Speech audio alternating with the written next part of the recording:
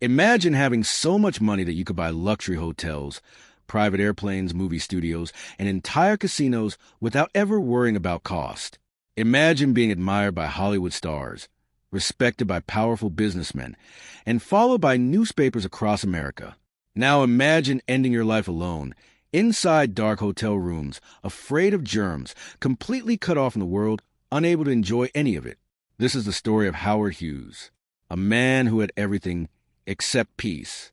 Howard Hughes was born in 1905 in Houston, Texas, into a wealthy family. His father had invented a revolutionary oil drilling tool that made the family extremely rich. So from the very beginning, Howard was surrounded by money, power, and opportunity.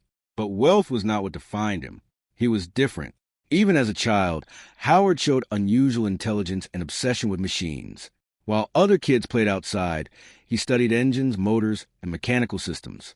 He loved taking things apart just to understand how they worked. But his childhood was not easy. He lost his mother at a young age, and later, his father also passed away unexpectedly. And suddenly, everything changed.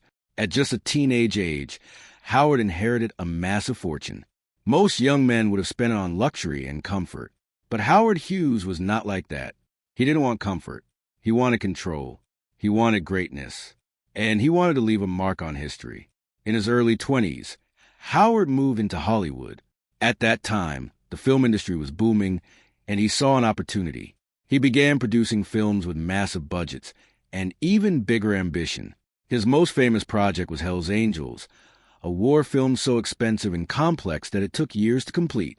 Scenes were res-hot countless times. Real pilots performed dangerous aerial stunts. Costs kept rising and rising and rising.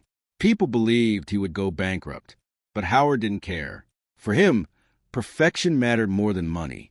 When the film finally released, it became a huge success.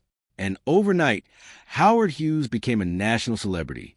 Now he had everything: money, fame, and attention.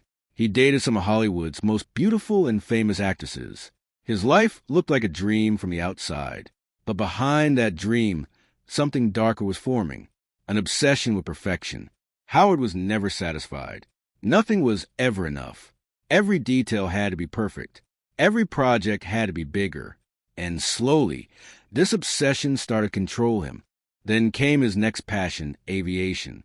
The moment Howard entered an aircraft, something inside him changed forever. Flying gave him freedom, speed, power, and control beyond limits. He began buying airplanes, studying engineering, and even designing aircraft himself. Unlike other rich men, he didn't treat planes as luxury toys. He treated them as challenges. He wanted to break records. He wanted to make history. And he did. In 1935, he broke the world speed record. Years later, he flew around the world in record time. The world called him a genius, a hero, a man who could do anything. But success came with a cost. He survived multiple plane crashes. His body was badly injured, and he began depending on strong pain medication. Slowly, both his body and mind started changing. As time passed, Howard Hughes became more isolated. The confident billionaire slowly turned into a man who avoided people. He became suspicious of everything around him. And then came the turning point: fear of germs. At first, it was small. He washed his hands more often, avoided touching objects, stayed away from crowds. But over time, it grew into something uncontrollable. He became terrified of contamination. By the 1940s and 1950s, Howard Hughes was no longer living a normal life. He began locking himself inside hotel suites for months. Entire floors were sealed off just for him. Only a few trusted aides were allowed near him. Even they had to follow strict and strange rules. Objects had to be arranged perfectly. Food had to be handled in specific ways. Tissues had to be stacked in exact patterns. If something felt wrong, everything had to be replaced. To outsiders, it seemed insane. But to Howard, it felt necessary for survival. Even though he owned airlines, hotels, and companies across America, he stopped appearing in public completely. No interviews, no photos, no public life, just isolation. Ironically, The man who owned luxury hotels was now living hidden inside them, completely alone.